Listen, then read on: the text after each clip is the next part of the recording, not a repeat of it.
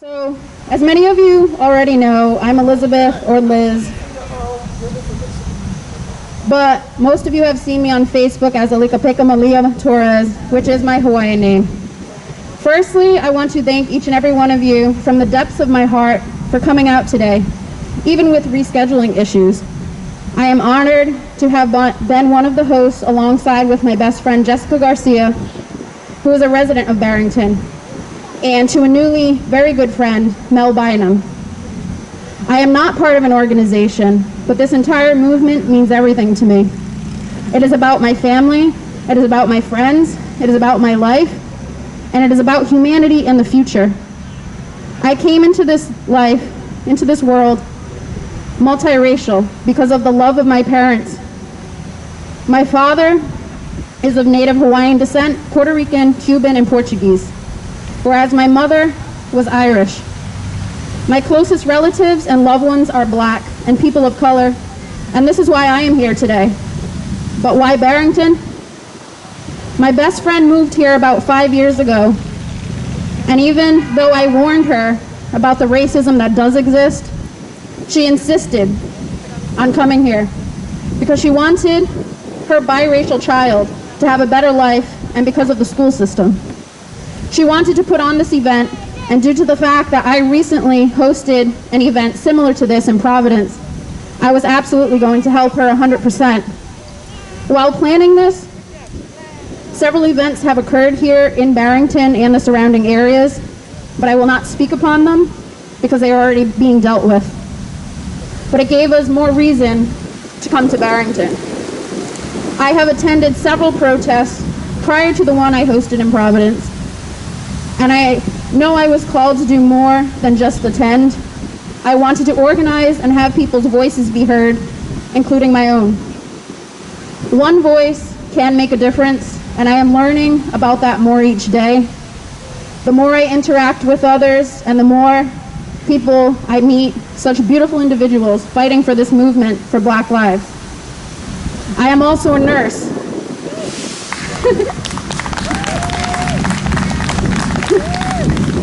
I take pride in being a nurse and will continue to do so as long as I am able. As a nurse, we are generally the frontliners of dealing with people at their most vulnerable states of life. It is an art form to be able to make people feel comfortable and have them trust you. After all, I am dealing with your life. Which brings me to the question about police officers. As I sat there and watched George Floyd fight for his life for 8 minutes and 46 seconds, I watched the color of his beautiful black skin turn ashen gray. I watched the officers kneel there as if they have done this one too many times, but this is the first time that they were caught. I was physically nauseated, and I have seen too many deaths in my life to count, but this one physically nauseated me. I could not reach through the TV to help this man. I felt helpless as he was murdered in front of all of us. I screamed at the TV, at the officers, as if they could hear me, as if they could hear him repeatedly saying, "I can't breathe." They are supposed to serve and protect us, or so that's what we were told growing up. I wondered how someone could be so inhumane to another person despite the color of their skin.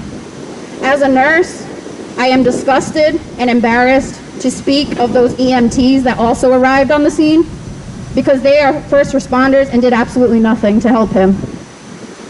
So my question was, how as a nurse do we deal with combative people on a daily basis? How are we able to de-escalate a situation merely by just speaking to a person and acknowledging the fact that they are human and worth precious life? But these officers endlessly cannot.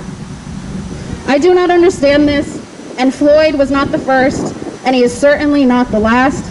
Every day there has been something in the news. Every day. I'm not sure if all of you watch the news, but it's traumatizing, especially to Black people, To sit there and watch another person, the same hue, the same tint, or the same shade as them, dying day after day after day after day with no justice in sight. And this is why we march, and this is why I march, for all my black family and friends, and for myself, a person of color, for the other family members who are people of color, and even for those out here today who I don't know, who are black, indigenous, and people of color.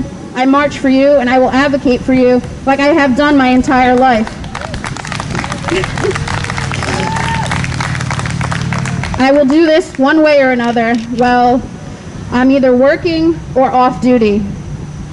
I gained a new credential to the end of my name, activist, which was a seamless transition because I already have been advocating and protecting people my entire life anyways. I will continue to fight for justice until it is met. And as for everyone that came out today, I know that it takes courage during times like these because you never know what could happen at any given moment. We've had to hear truth and very heartbreaking stories and poetry today. We all want to come out of this stronger and better and make justice be met. So I do hope that today was a wake-up call for those who have never been to a protest, or for those who have never heard stories like the ones you have heard today. I hope they linger on, and I hope that they have made you uncomfortable enough to be the change that this town, this state, and this world needs. Black, indigenous, and people of color are hurting beyond any measure that you could even begin to fathom. And with that closing sentence, I do want to share with you a poem about pain and about trauma. PTSD, post-traumatic stress disorder. You do not need to go to war to have this. I repeat, you do not need to go to war to have this. But define war, please. Because what's going on in our streets is war, Mr. Medical Diagnosis. Yet most of us are not diagnosed with this. We just have something wrong with us that you can't figure out, right? You want to medicate us instead of hearing our side of the story, because our side of the story isn't ever accurate enough for you, is it? Asked 3, 4, 5, even 10 more times, forced to relive the events with the world that is closing in on us. I can't breathe, I'm dying. I can't move, as we are stuck in quicksand or cemented in place while having to live back in the moment in which we didn't have the choice to live through in the first place. Mr. Medical Diagnosis, Mr. and Mrs. Racist, we don't have such a thing as PTSD. Only war veterans have this, right? But we too have witnessed people die by shots fired in our own homes, on our own streets, unwillingly, and from all this police brutality. Blood shed too often, some with it on our own frightened, frail hands, as we try to, but our mind wanders. PTSD. We freeze. We're stuck again. All we can hear is our heartbeat in our heads, in our ears, pulsating and numbed. Because this isn't the first time we are seeing this.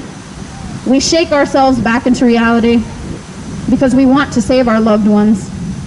Medical personnel and police take their ever so sweet time to get to us.